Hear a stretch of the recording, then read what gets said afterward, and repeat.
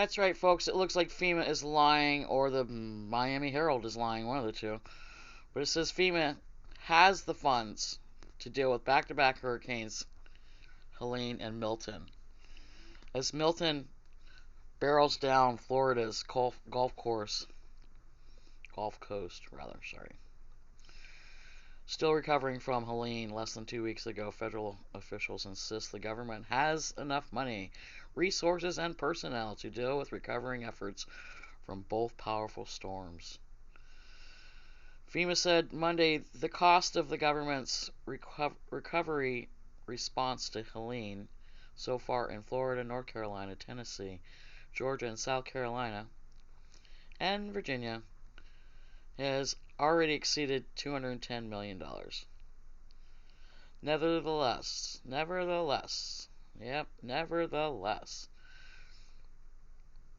Keith Turry, the agent's acting administrator for response and recovery, told reporters that there are adequate funds to deal with the aftermath of Helene and the pending Hurricane Milton, a Category 4 that is a storm. It's actually Category 4 at 5 at this point.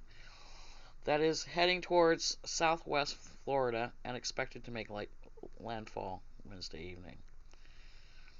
The state is already reeling from not only Hurricane Helene, but also Hurricane Debbie, the weaker Category 1, that made landfall in the Big Bend in early August. We have the resources we need to respond to both hurricanes, he said during a telephone conversation. The question arose not only because of the magnitude of damage Helene has caused in 6 states and the anticipated damage from Milton, but also in the response to comments by the Homeland Security. Mayorkas. What a weird word. Mayorkas. I wonder if he has something to his name.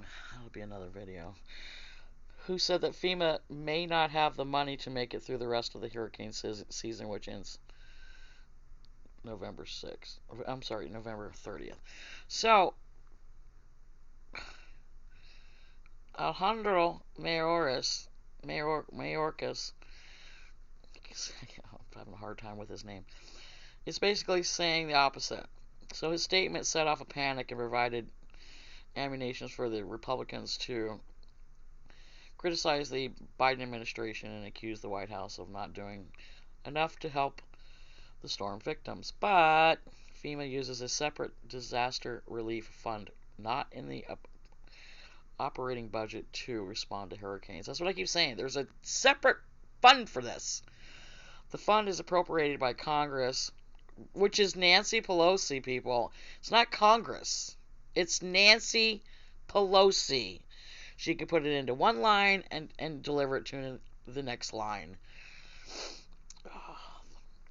The funding is appropriated by Congress, which replenishes it with $7 billion last month. They have $7 billion. The money is already available to the agencies as part of the new fiscal year, which began October 1st.